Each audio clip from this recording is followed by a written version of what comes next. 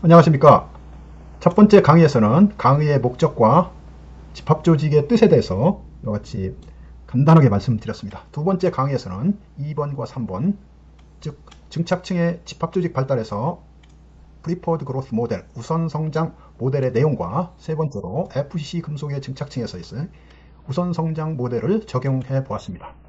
이번 시간은 세 번째 강의로 4번 BCC 메탈에서의 증착층의 우선성장 모델을 적용해보고, 다섯 번째로 HCP 메탈과 옥사이드의 증착층에서의 집합조직 발달에 대한 우선성장 모델에 대해서 말씀을 드리겠습니다. BCC 금속의 증착층에서의 우선성장 모델에 대해서 말씀을 드리겠습니다. 강의에 앞서 우선 Preferred Growth 모델을 다시 한번 정리해 보겠습니다. 증착은 증착의 증기 원자와 증착층 표면 사이에 상호작용으로 일어납니다. 그래서 집합조직의 발달은 원자의 농도, 아토믹 콘센트레이션과 서페이스 에너지, 즉 표면 에너지가 중요하다고 이렇게 말씀을 드렸습니다. 보다 더 자세히 말씀을 드리게 되면 unless, 즉 만약 재결정이 일어나지 않는 온도에서 증착하게 되면 증착 원자의 농도가 낮으면, 즉 여기에 증착 온도의 원자의 농도가 낮으면 표면 에너지가 낮은 결정면이 증착층의 성장 방향과 수직하게 발달하고, 원자의 농도가 높아짐에 따라 여기 원자의 농도가 높아짐에 따라 표면 에너지가 높은 결정면이 증착층의 성장 방향과 수직하게 발달한다 하는 것이 우선성장 모델이었습니다. 즉 Preferred Growth 모델이었습니다. 이때 증기의 농도를 변화시키는 방법으로는, 베이퍼 콘센트레이션이 증가하는 방법으로는 온도를 조절하든가 아니면 베이퍼레이션 레이트를 조절하면 베이퍼 콘센트레이션을 바꿀 수가 있다고 말씀을 드렸습니다. 여기까지가 증착층의 우선성장 모델의 내용입니다. 이 그림은 1964년도에 B.E. 썬드퀴스트가 맥켄지의 깨진 결합 모델을 바탕으로 BCC의 서페이스 에너지를 계산한 결과입니다. 100의 표면 에너지가 가장 낮았고 211, 100, 111 순서로 증가함을 알 수가 있습니다. 이 결과는 1968년에 K. 케네디가 BCC 결정 구조를 갖는 크롬과 철의 PVD 증착층에서 나타난 집합조직의 변화를 정리해 놓은 것입니다. 크롬의 경우 600K에서 110 집합조직과 112 집합조직을 얻었고 1300K에서 100 집합조직을 얻었습니다. 그리고 철의 경우 낮은 디포지션 템퍼러처에서 112 집합조직을 얻었습니다. 이것은 BCC 결정 구조를 갖는 증착에서 표면 에너지 값에서 본 바와 같이 낮은 온도에서, 즉 600K에서 원자의 농도가 낮게 되고 표면 에너지가 낮은 110, 112 집합조직이 성장한 것을 보여주고 있고요. 온도가 높아짐에 따라 원자의 농도가 높아지고 100 집합조직으로 변한 것을 해석할 수가 있습니다. 이 그림에서도 알 수 있는 바와 같이 온도를 높이게 되면 베이퍼 콘센트레이션이 높아진다 하는 것이 우선성장 모델의 설명이었습니다. 따라서 이와 같이 집합조직이 변화를 일으킨 것은 온도에 따라서 원자의 온도의 변화에 의해서 원자의 농도가 바뀌었기 때문에 일어난 현상으로, 이와 같은 현상들을 우선성장 모델로 잘 설명할 수가 있습니다. 이것은 1974년도에 J.A. 스론톤이 BCC 결정 구조를 갖는 크롬 몰입된 티타늄에 얻어진 집합 조직의 변화를 정리해 놓은 것입니다. 여기서 크롬 몰입부대는 낮은 TM분의 멜팅 포인트 분의 실험 온도 T, TM분의 낮은 TM분의 T에서 포스트 홀로우 캐소드 증착 방법으로 110이 얻어졌다고 했습니다. 티타늄의 경우 리퀴드 나이트로전 쿨드 그래스 서브스트레이트에서 110이 얻어졌다고 했습니다. 이 결과 또한 BCC 결정 구조의 방해에 따른 표면 에너지 값에서 보인 바와 같이 낮은 온도들입니다. 낮은 온도에서 원자의 농도가 낮은 조건이 되므로 표면 에너지가 낮은 110 집합 조직이 성장한 것입니다. 이 결과 또한 우선 성장 모델로 잘 설명할 수가 있습니다. 이 그림은 두안 등이 1990년도에 얻은 결과로서 여기에서 without substrate preheating 한 온도 조건에서 크롬을 증착하여 XRD 패턴을 두께에 따라서 이렇게 얻은 실험 결과입니다. 여기가 110 피크인데 두께가 두꺼워져도 110의 강도는 증가하지만 집합 조직은 다른 집합 조직이 나타나지 않고 있습니다. 이와 같이 without substrate preheating, 즉 낮은 온도에서 110 집합 조직을 얻을 수 있다는 것 또한 우선 성장 모델로 잘 설명할 수가 있습니다. 이것 또한 두안 등이 1990년도에 크롬을 증착할 때 온도를 증가시키면서 XRD 패턴을 얻은 결과입니다. A는 낮은 온도에서 즉 45도이고 105도, 200도, 260도로 이렇게 증가시킴에 따라 온도를 증가시킴에 따라 이 패턴의 피크가 변화되는 것을 알 수가 있습니다. 낮은 온도에서는 110 집합 조직이 얻어지고 높은 온도에서는 200 집합 조직이 얻어졌습니다.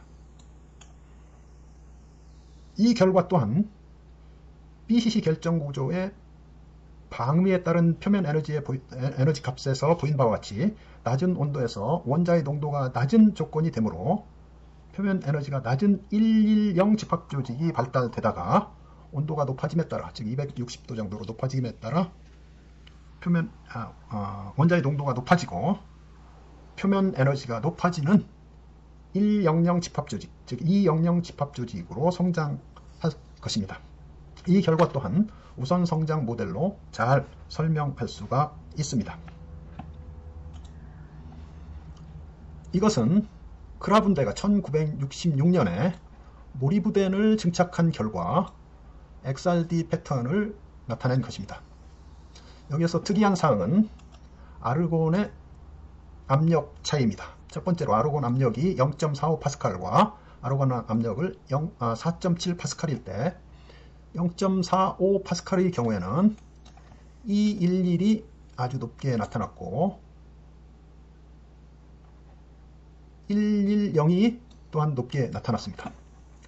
아르곤이 4.7파스칼일 때 110이 높게 나타나고 E11이 많이 낮아졌습니다. 두 실험 결과 모두 E00은 나타나지 않았습니다.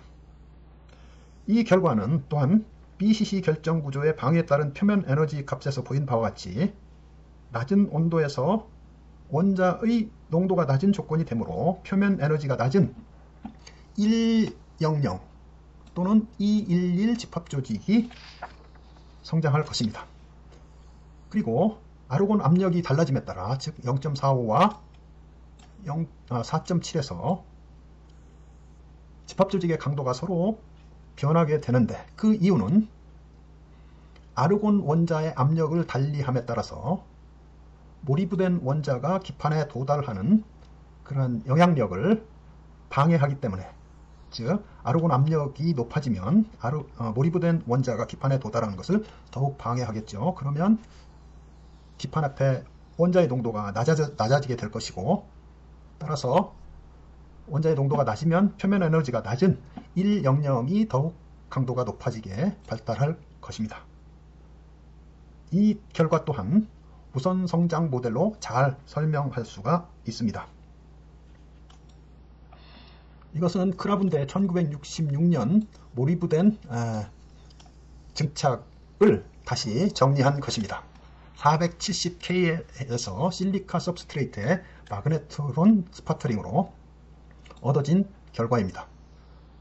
0.45 파스칼 아르곤과 4.7 파스칼 아르곤에서 0.45 파스칼 아르곤에서 2.3 나노메타 띠에서 110 집합 조직이 얻어졌고 290 나노메타 두께에서는 110 더하기 마이너 211 집합 조직이 얻어졌고 그 이상의 두께에서는 211 집합 조직이 얻어졌습니다. 4.7 파스칼 아르곤에서는 30 나노메타 두께에서는 아말포스, 3000 나노메타 두께에서는 110이 얻어졌습니다. 이것 또한 낮은 온도에서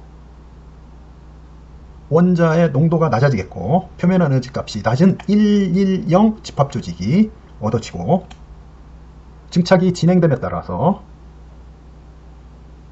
증기 원자의 응축열이 높아지게 되고 이에 따라 온도가 올라가게 되고 이 온도가 올라감에 따라 원자의 농도가 증가하여 보다 더 큰 표면 에너지를 갖는 211 집합 조직이 성장한 것입니다. 이 결과 또한 우선 성장 모델로 잘 설명할 수가 있습니다. 이것은 BCC 레프렉토리 메탈, BCC 내화 금속의 증착에 대해서 그 특징을 가지고 또한 설명을 해 보겠습니다. BCC 내화 금속은 하이 멜팅 포인트를 가지고 있고 로우 베이퍼 프레저를 가지고 있습니다.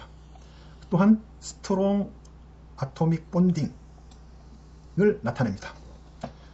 그렇게 되면 기판 근처의 베이퍼를 매우 빨리 흡수하게 될 것입니다. 그러면 सब스트레이트 근처에 베이퍼 농도가 낮아지고 베이퍼 농도가 낮아짐에 따라 낮은 표면 에너지를 갖는 결정면이 सब스트레이트에 평행하게 될 것입니다. 그래서 111 아니면 112 집합 조직이 발달하게 됩니다. 이것은 지금까지 설명을 드렸던 우선 성장 모델과 맥을 같이 하게 됩니다.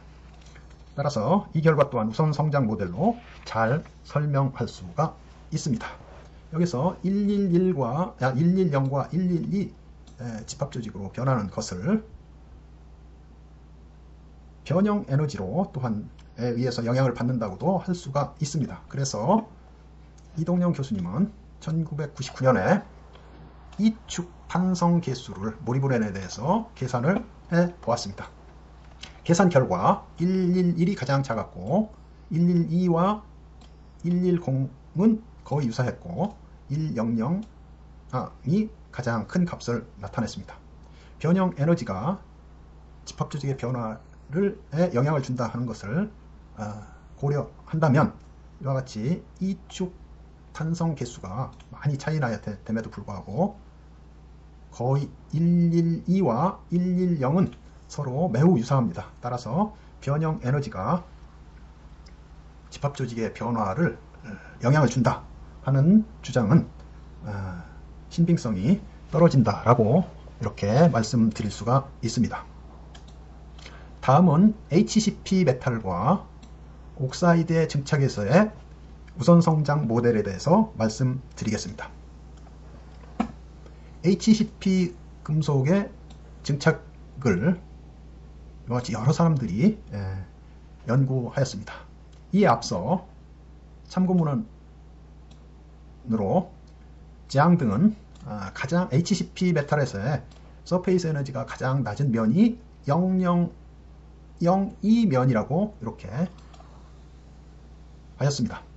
따라서 이 가장 작은 표면 에너지를 갖는 0002를 바탕으로 해서 HCP 메탈의 증착에서의 집합조직 변화를 해석해 보도록 하겠습니다.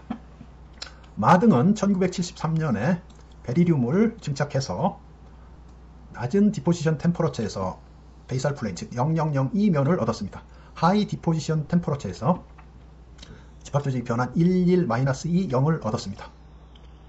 핵 등은 1970년도 그리고 다른 사람은 74년도에 아연을 증착한 결과 423에서 523K까지의 온도에서 베이살 플레인을 얻었고 0.02 집합조직을 얻었고 서브스트레이트 온도를 323K에서 0002 집합조직을 얻었습니다. 하이 이바포레이션 레이트에서 10-12 집합조직을 얻었습니다.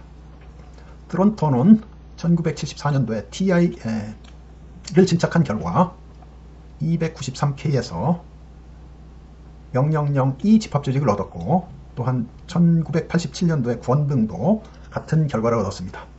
673K에서 01-11 집합조직을 얻었습니다. 이와 같이 온도가 증가함에 따라 낮은 온도에서는 베이살 플레인을 얻었고요. 온도가 증가함에 따라 집합조직이 변했습니다. 즉 베이살 플레인이 낮은 온도에서 증기 농도가 낮아지겠고 그 낮아짐에 따라 가장 낮은 표면 에너지를 가졌던 베이살 플레인이 이렇게 집합조직으로 성장을 하였습니다. 그리고 온도가 높아짐에 따라 증기 농도가 높아지겠고 증기 높아짐에 따라 표면 에너지가 높은 면이 이렇게 바뀌어 성장하게 될 것입니다. HCP 메탈에서도 역시 HC 메탈의 증착에서도 증착층의 집합조직 발달을 우선 성장 모델로 아주 잘 설명할 수가 있습니다. 이것은 산화물인 ZNO, 즉 이것은 헥사고날 결정 구조입니다. ZNO의 증착층에서의 집합조직 변화를 모프티 등이 1982년도에 연구한 결과로서 네사 그래스 서브스트레이트에 RF 스파터링을 한 산화물 결과입니다. 디포지션 레이트를 아주 작게 0.03 나노메타 세크일 때 0002 집합조직을 얻었고 디포지션 레이트를 증가시켰습니다. 0.3 나노메타 세크일 때 11-20 집합조직을 얻었습니다. 이것도 역시 우선 성장 모델로 설명이 가능합니다. 즉 이바포레이션 레이트, 디포지션 레이트를 증가시키게 되면 이 그림에서도 볼 수 있는 바와 같이 증가시키게 되면 베이퍼 콘센트레이션을 증가시키게 되겠고 그에 따라서 디포지션 레이트를 낮을 때는 베이살 플레인 집합조직이 성장하다가 증가했을 때 다른 표면 에너지를 갖는 집합조직이 성장함을 보여드리고 있고 또한 해석이 가능하다는 것을 알 수 있습니다. 따라서 이와 같이 모든 결과들을 즉 증착층의 집합조직 발달을 우선 성장 모델로 잘 설명할 수 있음을 알 수가 있습니다. 오늘은 여기까지 강의하고 다음 시간에는 TIN 증착층에서의 우선 성장 모델과 그리고 증착층의 표면 구조에 대해서 말씀드리고 또한 참고 문헌을 말씀드릴 예정입니다. 여기까지 경청해 주셔서 감사합니다.